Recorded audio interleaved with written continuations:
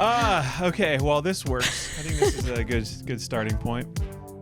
Welcome to Creative Harmony, a podcast where we talk all things creativity, life, marriage, spirituality, pretty much anything. We are not totally sure what's going to come out of our mouths, but we have some organizational thoughts that we're going to follow, and we're excited to just bring you into conversation, our lives, in just share and receive and commune. I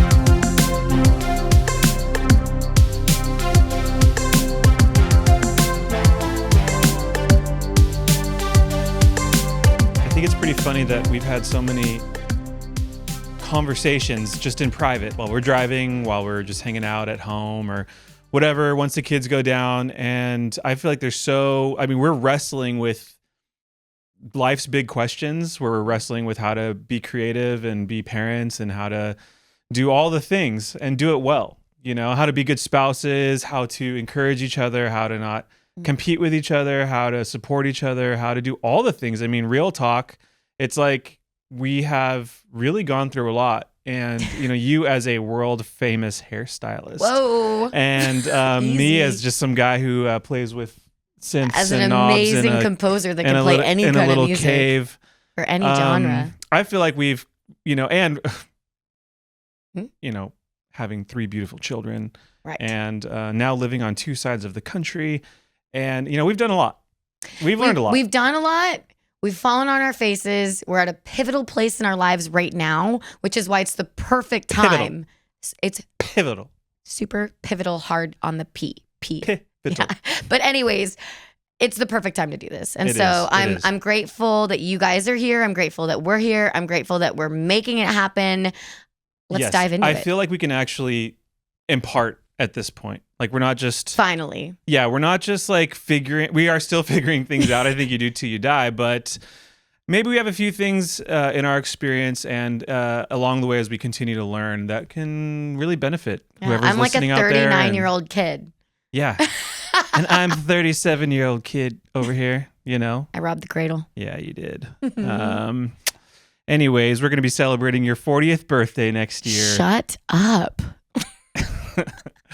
All right. Well, this is the Creative Harmony podcast. And again, we are going to be, talking all things creative. And let's give us just a brief background real quick on you, Briana. So you are a hairstylist, but you almost hate being called a hairstylist at times. No. What I mean by that is when you tell people that you do hair, people are like, oh. And I think at one point, definitely like 10 years ago, you felt kind of like, yeah, I do hair, but I do more than hair. I'm more than just a hairstylist, right? Well, let me correct you right there. No, I'm just kidding. I love being a hairstylist, and I actually think it's funny. It's more of the outward. It's like what people's response is to me when I say I'm a hairstylist. Like, I guess, you know what? To be real, at certain times, I feel like a little bit insecure just saying like, hey, I'm a hairstylist, because there is all of these other things. Yes, you're correct in that.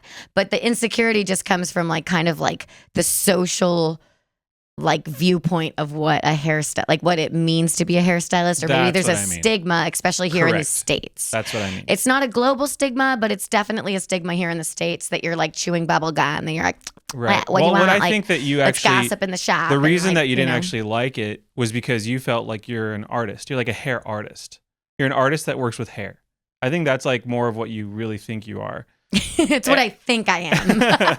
I think it is who you are, to be honest. But I do think that that's more so the stigma that you've tried to kind of get away from. And actually, like, the broader public, you want the broader public to know, like, we aren't just hairstylists that just do hair. We are artists who work with hair. And that's what I think that you've always wanted to champion in people. I've seen you forever all over the world just try to build people up and say, no, you are more than just what society thinks is a hairstylist, Exactly. Yeah, for sure. I could get behind that 100%. That's what I mean. I just, I love what I do.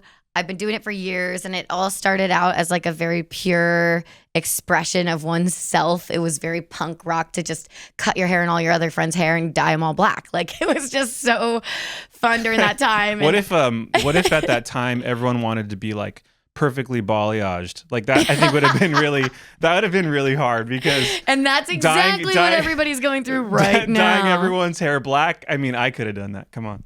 Hey, whatever. But it was free reign, and it was a fun time it was almost like in the music scene and in the art scene. You were in the emo, just all the way. We were talking like late 2010s. I mean, for sure. I mean, that's the best time of to be alive. It was like the early 2000s. Let's be real. Let's be real.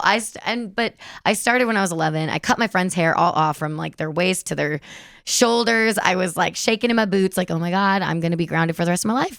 And I'm terrified. And I got a phone call. I did get a phone call from her mom, and she wanted her haircut too. And I was like, I'm in business. Like it was kind of cutting hair for free was the best. Like people would let me touch them and let me cut their hair and let me get all my angst out like on their head of hair. And I still feel the same way today. But since then, if I wanted to just give you the briefest overview, like you asked. Yeah, give me the quick one. Give me the 30-second overview. Okay.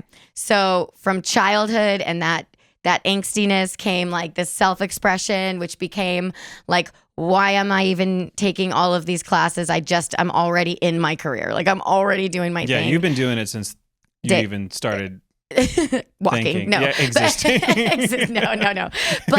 But truly, it was always in there. And I know that's not everybody's story, but for me, that's such a huge part of my story because I think when you just do something that you're innately like drawn to, it's so freeing and it's so wonderful. And it's taken me so many different directions because I have gotten frustrated with the grind. It sucks to wake up the same day. Like for me, it sucks to wake up and do the same thing every day. And so I can attest to that. Right. And so basically I went every day has to be different and fun and unique. Yeah. With a new challenge, which is good. I mean, I'm the same way. Yeah. And it's like a slow death if you don't have that. So I went from just trying to get really good at hair and being behind the chair and getting my license in a really backwards way and like doing everything kind of the wrong way, but so right. And just the wrong way, but the right way. Well, it just pushed me immediately forwards towards, like I was starting in management and education right off the bat before I even had my license. Long story there. But then I went into, like salon ownership. And then I backed away from salon ownership, went into like fashion industry, TV, and doing like live makeovers on the Hallmark Channel. But that like got me into a world where I was like, oh, this is how people operate in front of a camera. And then it was like, it kind of went from there into all these different realms of just like how to work with celebrity, how to work on set, how to be a part of production.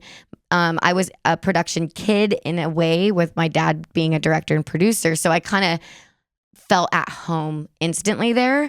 And I've never fully left that, but and we're here today and we're all like, it's always been production. It's always been about production. And so basically like your eyes are very used to bright lights in front of you. Yeah. And cameras rolling and just being like, whatever, who cares? That's beautiful. Yeah. And so then it pushed me into social media world. That was the new production really. Like the creator, content creator is like the new form of production. It's the new NBC, the new CBS. No one cares what channel do you want to watch? It's more of the person that you want to watch. It's TikTok. It's beautiful. Yeah, it's Instagram. Awesome. I think it's amazing. YouTube. I mean, people can do so much from their phone outside with nothing but their phone and reach so many people. Right. And so many more people than it hit me. Your traditional media now. Yeah, it hit me big time when we first launched with our old business partner, Shannon Raw, and we launched these Workshop Evolve classes. Workshop Evolve was beautiful. Yeah, throwback. That was so fun. But it was like when nobody was doing it yet, and nobody even really knew what foliage was. I've never really admitted to that, but like, I mean, there was like a few of us kind of championing that movement. Championing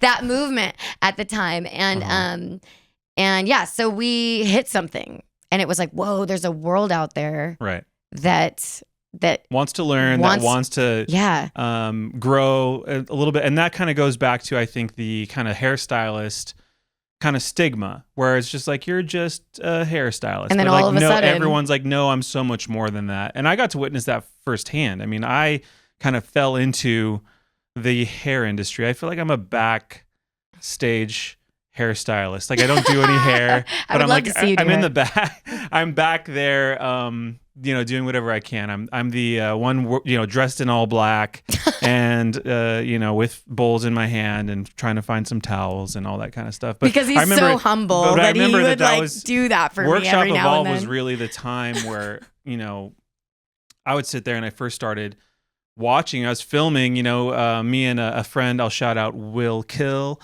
who was a great friend of mine. And yes, his name is Will Kill. It's his birth Kill. name. He was blessed with that birth name. Yes, one of the best, one of the salt of the earth, one of those guys. But anyways, sitting there filming and these hour or day long classes and learning about hair. And so that was kind of like my introduction to the hair world. But then it was also more so eye-opening to see all these people that were starting to show up and from just be like, countries, I want to grow. Yes, from all over the world. I want to improve everything that I have. It's a passion-driven industry. Correct. And the people are some of the coolest people you'll ever meet in your freaking life, because they talk to everybody from different walks of life. They're open-minded.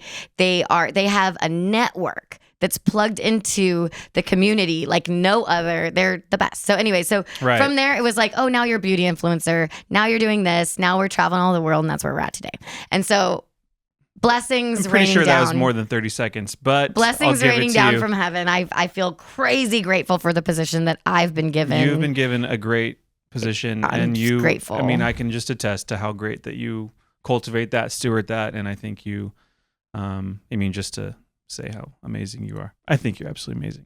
And I can, as someone with the front row seat, I see Briana as the most genuine and beautiful person. After 12 years of marriage, that's the best compliment I could ever get is from your actual husband. That's everything. Yes. So, I mean, so for me, creatively, my background is that, I want to know. Do you? I want to know. No, I really do. I give them, your journey has been such an incredible one to witness, just because I feel like it's had a lot of struggle and a lot of triumph, and it's taken so many turns, and just because the world is different now. I mean, I'm fast forwarding to literally today, like AI and all the things that have affected you and all the thing and the whole industry. And it's just incredible to watch your journey. AI, I feel like that's a whole other conversation for another episode. Let's hear your journey. But, for me, I grew up in a household where my dad was blue collar. I'll actually try to fit this as fast as I can. My dad was a blue collar, landscape, just a good man, great family, very encouraging. Family that just wanted us to be good kids. But one thing that they didn't know how to handle was someone who wanted to do the arts. So, I was kind of on my own with that. I had to discover all music. I had to discover pretty much everything and develop my own taste on my own. I had no older siblings, so that whole journey was really fun. Recording the radio onto tape, when an intro of a song would come on K-Rock, I would run to the tape recorder, hit record, and listen to the song and hope that the DJ or whoever was, running K-Rock at the moment wouldn't talk until the person spoke, just so I could actually have the intro of the song. And that's how I discovered music. And I'm very grateful for that, because it really kind of friction really helped me move forward. And I experienced the same friction when I wanted to start recording music and get all these ideas out there. And, eventually, when I graduated high school, I got a Apple PowerBook before the MacBook Pro or the MacBook, the PowerBook with one little microphone, and that unlocked me. It just had a microphone on it. And I had GarageBand, and I could finally start getting my ideas out there. I didn't know that you could buy nice microphones or have nice sounds or these virtual instruments. I was really just trying to make sounds with one acoustic guitar. And, that's when I started hitting a bed as a kick drum. I'd actually hit the bed. It's amazing. And those kinds of sounds would totally work for me, as a kick. And then, I'd build from there. So I like how you said the word friction. It's kind of radiating in my brain. I feel like a lot of people who are starting in music now have a different type of friction, but the friction is always there, right? Like for you, it was like technology wasn't advanced yet. I don't think friction ever leaves. I think it's always different. It morphs. But it's so and useful, right? You just get, it's incredible. And I don't know, it's so weird. I feel like in my career, okay, so then I'll just fast forward because we need to move on. We need to keep going, keep this podcast going. I feel like Bri and I can just talk about ourselves all day long.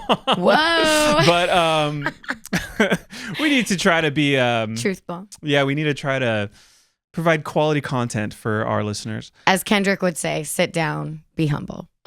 Yes, that's what he meant to us. He was speaking to us at that moment. I love Kendrick. Anyway, so I ended up falling into, and I genuinely did. I fell into film composing. And so I became a film composer after, I lived in England. I'd played in bands in England.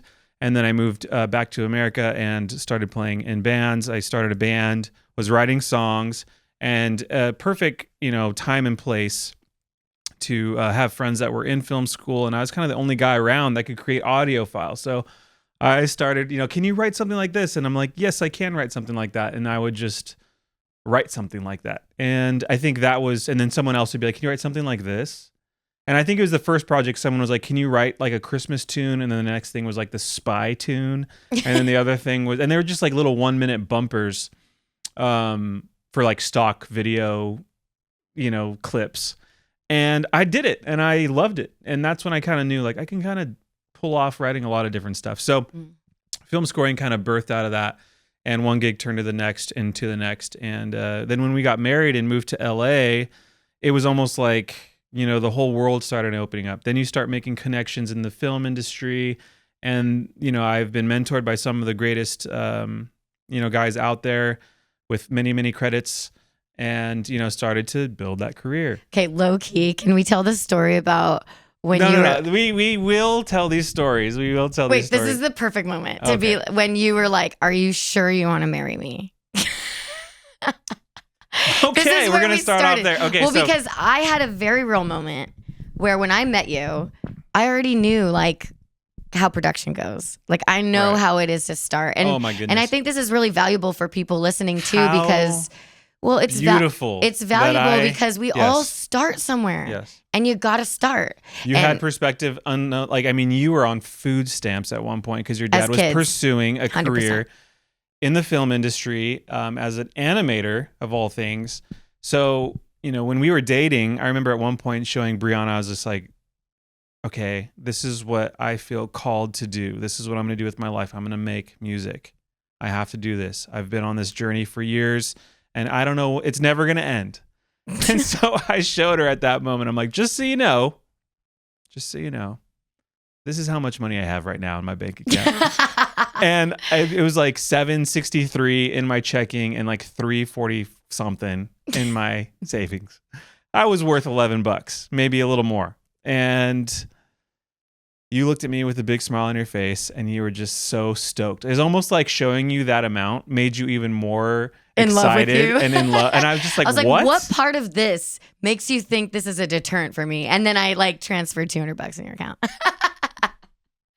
I love that because I think you did. I really think you did. Now that I remember. I did. Yeah. But you're so successful in what you do now that it can be intimidating. And it's like, look, you have to start somewhere. But please continue your journey because now you're getting into the good stuff where so, you're blowing up. Everybody's looking for you. Directors are seeking you out. You have your own sound. I think that even hairstylist experiences, anyone starting a business experiences the same thing. Anybody. And that is you are starting from scratch. I mean, even this podcast. It's starting from scratch, okay? I don't know if anyone's going to listen to this. I don't know if anyone ever will. But you just do it because it's something that you feel like you want to do. And it's something that you, in a weird way, kind of need to do. I feel like it's kind of inevitable that we were going to do something like this. But then also, in those early years of your career, whatever your career is, I mean, especially if you're entrepreneurial and you're starting your own thing, where lots of people fail, you just got to be crazy enough to go for it. So yes, I had nothing. I wanted to be honest and be like, Briana, I have nothing, but this is what I want to do. I have a dream. I'm passionate about this, just so you know. And you were game. And I think that almost leads to I think how we even got here is because Brie and I have always really supported each other. I mean, there's been times where there was definitely seasons where Brie was, starting in the editorial world when there's no money in that. There's no one's paying you to do this, even though it's cool. You're doing like a high-end client, someone that has, a lot of visibility. You're not necessarily getting paid for gigs like that. And so every single career move as you start all, from the beginning, kind of starts from scratch. So, but I think that, one of the things that I want to kind of accomplish with this podcast is like, kind of tackling some specific questions. So, navigating these careers. So we both have these dual careers where we're creative people and we are moving in some direction. I don't think we even know where we're always going. Like, I feel like I see a lot of YouTube videos and podcasts like, have a dream, have a goal, and achieve that dream and that goal. And I'm like, we kind of like have a general... We're moving out west. Let's see what happens to us on the way, pioneers. I feel like we're more like, instead of knowing the destination, we're more like, we know the next step. And I think that that's kind of how we've lived our life since the beginning together. Like, 100%. It's just like, I know this next step, but it has always moved us forward. And it's always brought so much unique opportunity that you can't dream of. It's like when you're just following God with that next step, that you're supposed to take, and you have the courage to take those next steps. So I don't think we have this giant like goal. We're just like, hey, I'm just trying to make sure I get to this next step. And I think that's really been our, how we've navigated our creative careers.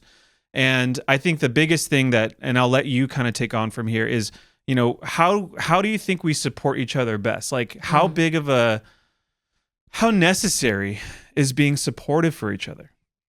Oh gosh. I mean, for me, like it's always on the forefront of my mind is like my priorities, right? Like, what are my priorities, and how does all of this like career, creativity, like blah blah blah fit into those priorities? And when I guess you have your priorities straight, or at least you're trying to achieve that balance in life, you want it to be like God, family, then everything else, or whatever. You know what I mean? Like however you've set up your life and however you've prioritized those things.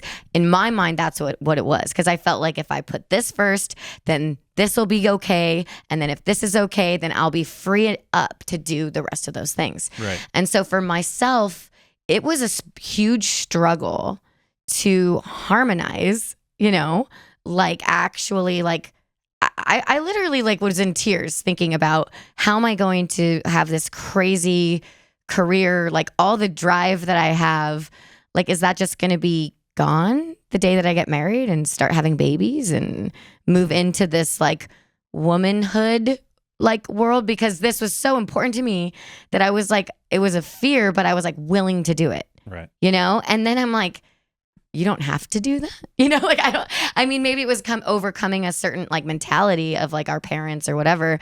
But then when I started getting into it and I met you and I knew what you did and I knew how to support you, it was almost like, okay, wait a minute. Like maybe we can both live in this world somehow, where we're always creatively inspired and we're always like nurturing each other and we're always like able to push each other towards those dreams and goals because we love each other and we want that for each other, as opposed to like being like that there had to be that opposition. And it's been challenging. I don't think that we even like had that foresight. I think that like as our marriage has kind of gone on, it's become clear that like we can be that supportive to each other. But at the beginning, it's almost like, I don't know. Do you think that that's always been there? I have a little bit of a different perspective just because I struggled with it before we got married. Like before we got married, it's so funny. We've never even talked about this before, but until it's on camera. But before we got married, and even like the first year of marriage before we had Ayla, our firstborn, like I kind of had this like really intense, I was working 12-hour days, 2 assistants, booking on the 45, like just breaking into the editorial world, not knowing like how do you fit how do you get pregnant?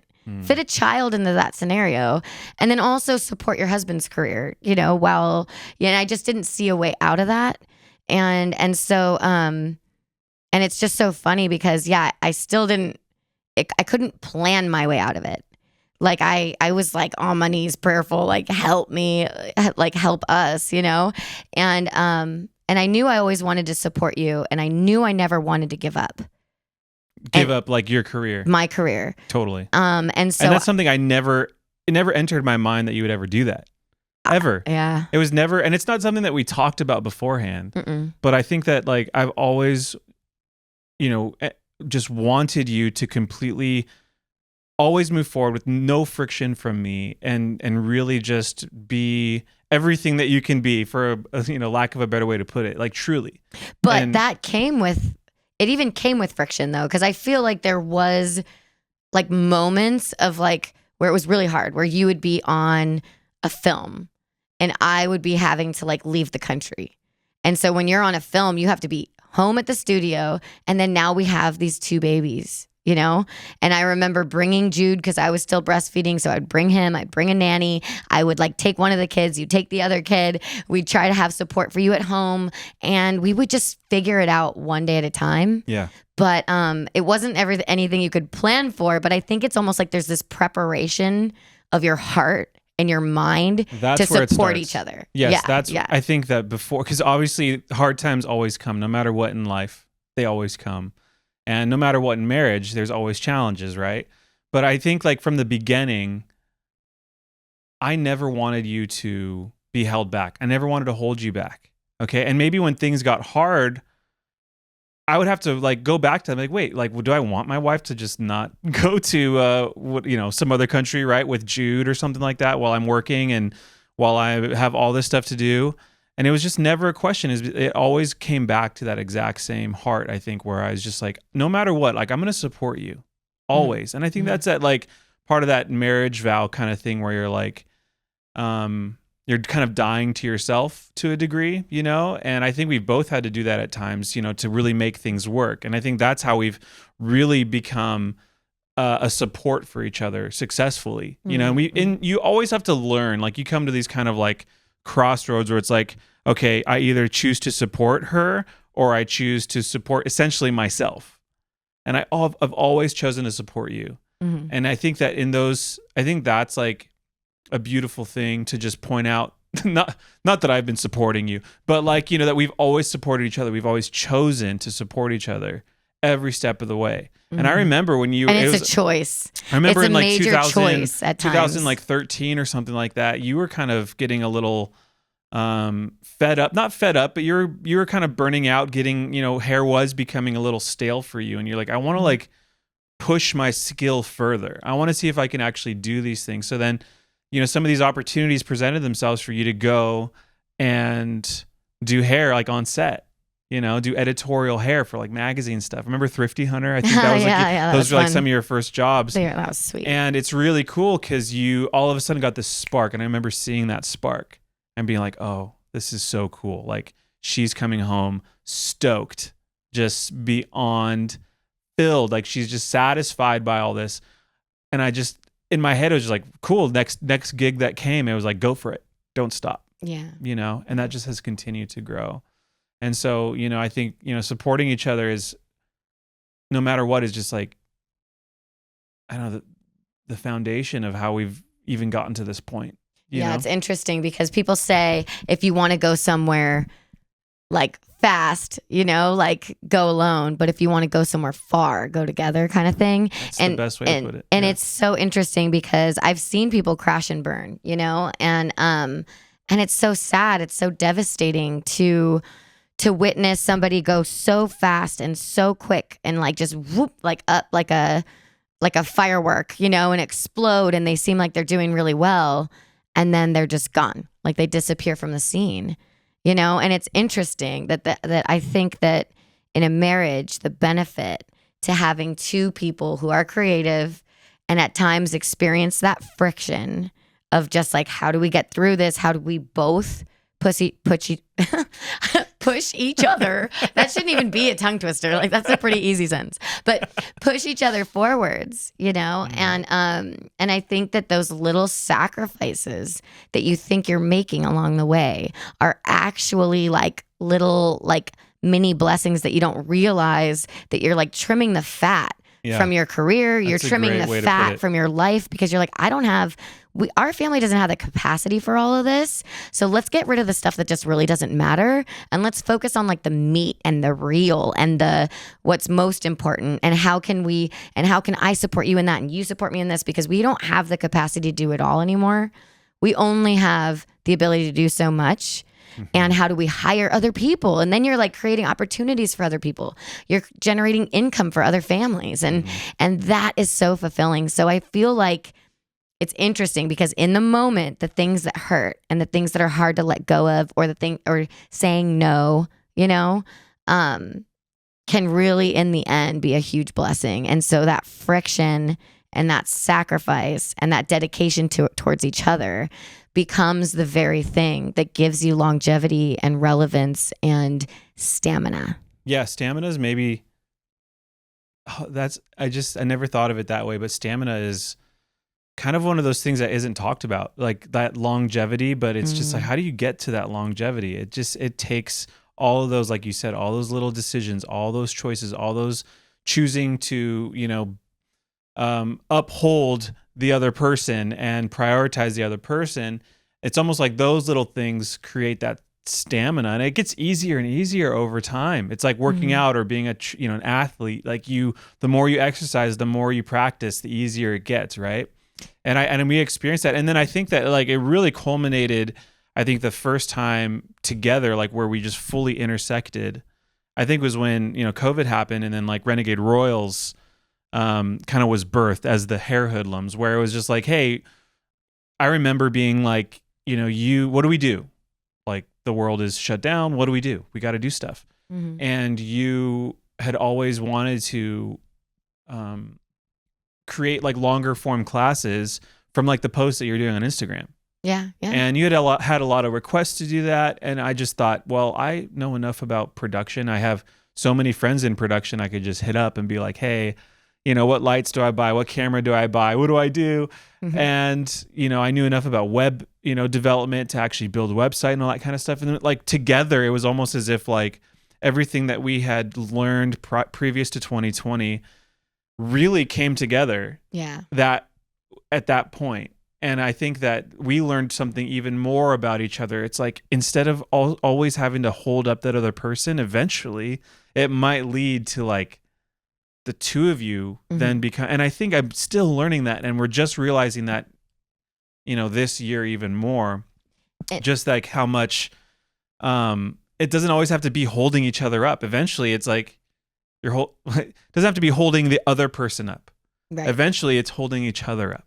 100%. And I think that's where you hit that like harmony vein where you're like, oh, is this what it's supposed to creative harmony? Yeah, is this what it's supposed to feel like? And I don't think it has to be in a marriage situation. I think that regardless of what your situation is, I think if you start to prioritize things the right way, even like your health and your family, and like say you're in a business partnership or whatever your situation is, I feel like you can draw from this, just that very thing of just like, look, like once you have those priorities straight, you can really start to like think about the long game and and it's okay to say no. It's okay to like hone in and just really like stay focused and be kind to yourself, and you know what I mean? And be really mindful about like that blowout or burnout. You don't want to just be a firecracker. You want to like be in it for the long game. And for sure. So I have a question. What, we're talking about more like the long-term, like stamina of being a creative kind of couple and supporting each other. But like on the day-to-day, what is a way that you kind of maintain that inspiration? Like, how do you, it's not easy. I mean, it takes a lot of work, for the both of us to stay inspired, to be productive, to even get to the point where we record this and do this podcast. I mean, it takes so much. I feel like we have to move mountains. But it really comes down to, I think, daily trying to maintain that inspiration. So I'm curious, what like kind of what's your go-to with that? You know what? I think it's win some, lose some. Like, I think and it's like minute to minute, hour to hour, day to day, right? Like, so for me, it's like, okay, maybe I lost a few hours here, but I gain a few over there. When it comes to just like actually producing an outcome and coming to the finish line of a creative something, it feels like win some, lose some. And sometimes I beat myself up because I fail at that, and then sometimes I'm like, that felt so good. I got so much done. And I think the inspiration to get it done kind of comes from, it's almost like everything has to line up, like you have to hit this kind of moment where you're feeling like now's the moment, and then not letting that moment pass you by. So like seizing that creative inspiration. So when it comes, I guess. Yeah. Getting into that mode. How does it get to you? Okay. So getting to that moment, I would say when everybody's happy and well taken care of, like when all the kids are good, I don't have to worry. I don't have to my mind isn't divided, and I'm not getting so distracted by everything around me. And I can just set all that aside because everything's been taken care of.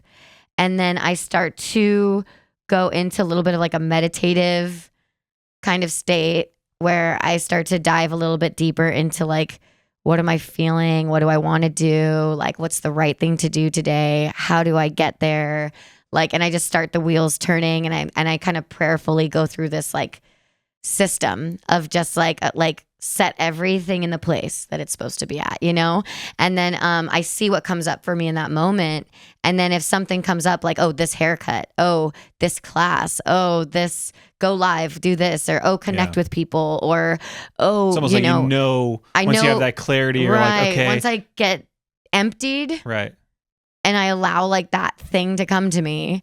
If I don't act on it right then, the moments pass me by. Yeah, but and you that's why need to I say win some, lose some. It's almost like if I act on it and I have the ability to, it's like magic. You have the time. And it all flows. You've kind of done your routine of making sure everything's good to go. I'm kind of the same way. Like if your studio is clean and everything is, and you got a good, meal in your belly, you got some good coffee in your hand, and for me, it's like waking up early, like getting up early, getting everything done, and then kind of even Not reading. Me. Huh?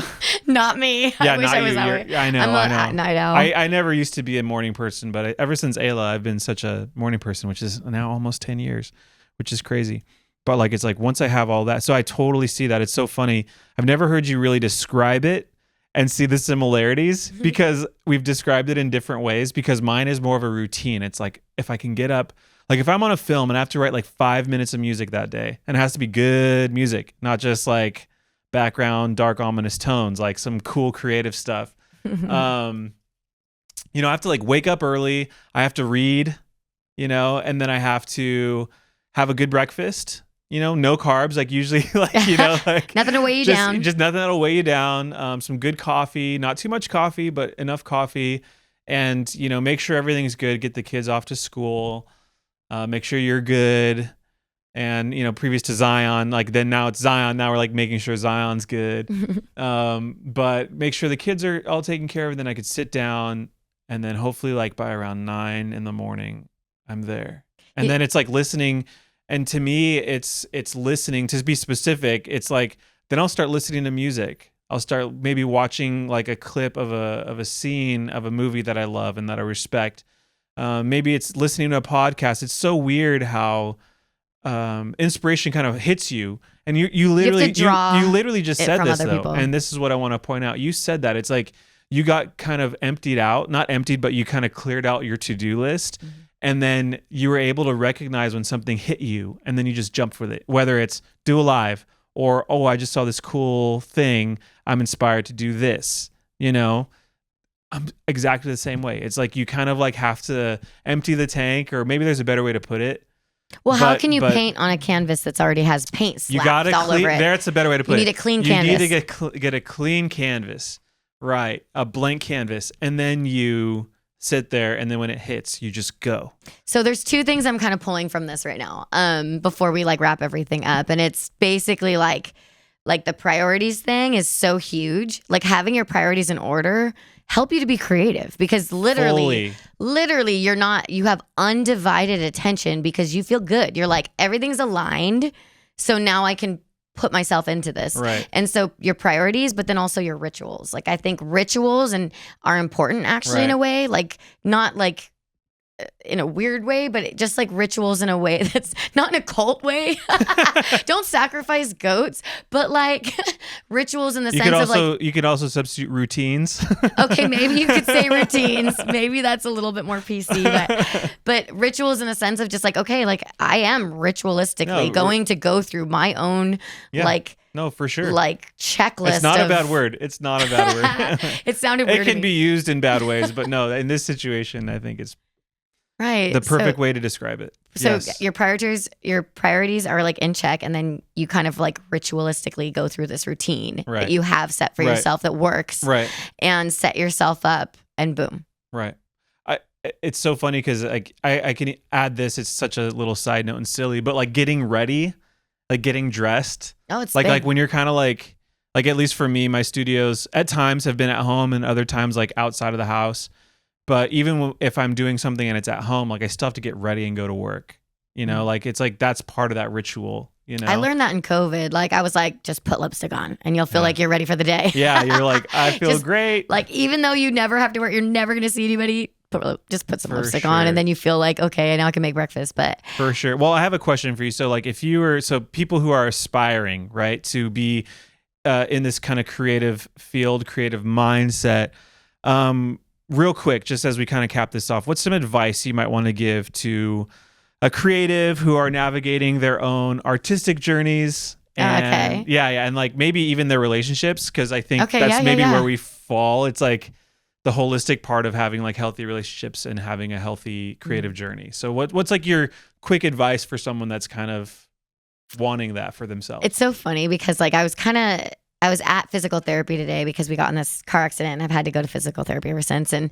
I'm looking around the room and everybody's kind of older than me. And I'm kind of like drawing from them this, like, they just don't give a shit, you know, like they just like say whatever's on their mind. They're kind of hilarious. They're not in a rush, you know? And I remember being young and like starting out and like, I was just so like almost like I got to accomplish all of this now. I got to do it now. I got to, you know, I don't know, just so like always in a rush. And I'm still that way. You know me, I'm like very much like finish it, you know, like let's go, you know, and I'm driven just in the way of just like, I need to feel like, I don't know, there's like fulfillment in it for me or something. Right. And I think that when you're younger, you know, if I could just look back and tell myself and my personality and who I am something, or just somebody starting out as well, it's just like, it's okay. Like follow those inklings, jump deep into the wave that creative wave that's going to take you, but like enjoy the ride. For sure. Like enjoy the whole process of just like falling on your face, learning, growing, failing, and taking that messy action forward. Like don't think it's got to be perfect. Just like, you know, just throw yourself in the deep end and learn to swim and enjoy it. You know what I mean? Like notice the things that are, you know, the water glistening, the sun shining. Like, so take those moments of like really enjoying the process, because your entire life is going to be a process. It's not like, oh, you go through a process in your 20s. It's like you're going through a process your whole life. So like learn something from like the younger generation, the older generation, the people right in front of you, your peers, and everyone around you, and just kind of like go eat, like enjoy yourself, and don't be afraid. Don't let fear hold you back. You have absolutely nothing to lose and everything to gain. And so what if you look stupid one moment? No one will remember the next moment. Don't hang on to the things that only you're going to remember. 100%. Nobody cares. Nobody 100%. Nobody cares. 100%. But they only care when they're like, yeah, this is good. You know, it's like, it's kind of like hindsight is such a valuable tool because it keeps you from making those same mistakes in the future. So don't, that I would guess that second thing is just basically like utilize the hindsight to like jettison yourself forward. Like be like, wait a minute, I learned this in my high school days. Don't give into that drama. Popularity doesn't mean anything. Like value, whatever you learned back in high school applies now. Yeah. And like just and just continue learning, and then learn from your 20s, learn from your 30s, and just like never repeat the same mistakes. Mm-hmm. I love it. Well, but I feel like you've got, I mean, what would you say to a musician? Like somebody who's, and I know a lot of it's the same because it doesn't matter if you do hair, music, photography, videography, you're a painter, whatever type of artist you are, probably one of the biggest hurdles that we face, I would say, is fear and imposter syndrome. Yeah, I think that, I mean, everything you said is the advice I would give to someone. So I don't want to say the exact same things because I think you just dropped so much wisdom and perspective there. I think that perspective is one of the most powerful things that might not be talked about enough, because if you look at any person who's old, I think it's so good to look at someone who's lived their life and they boil down the stuff that really matters. A lot of times they'll just say nothing matters. Just, love those around you, take care of those around you, and just do like whatever you want. It's like kind of funny. It's like that's what they do. But it's so freeing. Like I do whatever I want. And so it's so freeing. It's like a strange thing. And I think that when you apply it to this, it comes down to something that I've just been learning. And I don't know how to communicate this to my children at a young age to really like grasp this, but I didn't grasp this, I'm just grasping this now. And it's really like, just be free. Just do it. Just do it. Nike and I think said it best. I can say, they sure did, them Nike. I think that, and I've talked to you about this, there's been opportunities in my life that I didn't do because I would think of a few people and I would care too much about what I thought they would think. Sure. Not that they even said it to me. So relatable. It was almost as if I thought of this person, let's call him Bob, and Bob is going to think that when I do this, it's lame. So guess what? I'm just not going to do it. And I think that was one of the, it's like literally being robbed. I was thinking it's like robbed. A thief. It's like, and it's inside everyone is something to give, to impart. I think I truly believe that. And I think that my advice for aspiring creatives is to just be, to do it, to go for it. That idea of yours, just do it. And then I heard something recently, I think you showed me, and it's some girl on red carpet. They asked her like something question for aspiring musicians, and she just said, fail faster. And I don't know who it was. I don't know. She's probably quoting someone else, but it's so true. Fail as fast as you possibly can. Just go for it. And I've spent so many, literally years of my life trying to perfect things. And then when it comes out, it's like I move on to the next thing. And it's like, wait, I could have probably just done that way sooner. And even if it didn't work out, that's fine. I get to go on to the next thing. Now, I know that like there's a level of success that people might want that might not happen necessarily, but it doesn't matter. If you are doing what is in your heart, what God put in your heart, if you're doing that, like, shouldn't that be enough?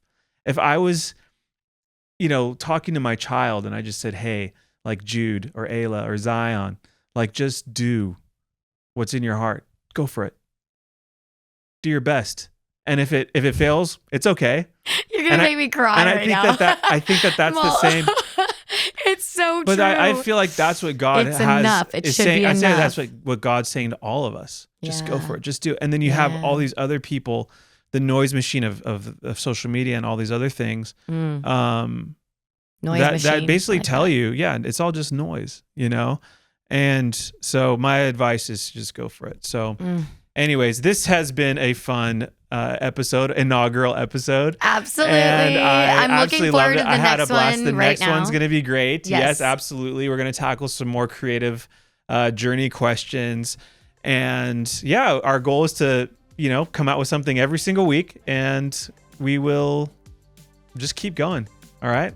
This is awesome. Sounds good to We're me. just I gonna hope do it it. sounds good to you. Yes. Thank you, everybody, for listening to Thank this you. entire Please thing. like, subscribe, favorite, whatever it is, Whatever whatever you thing you're ended doing. up finding this And on. please feel free to share because, yeah.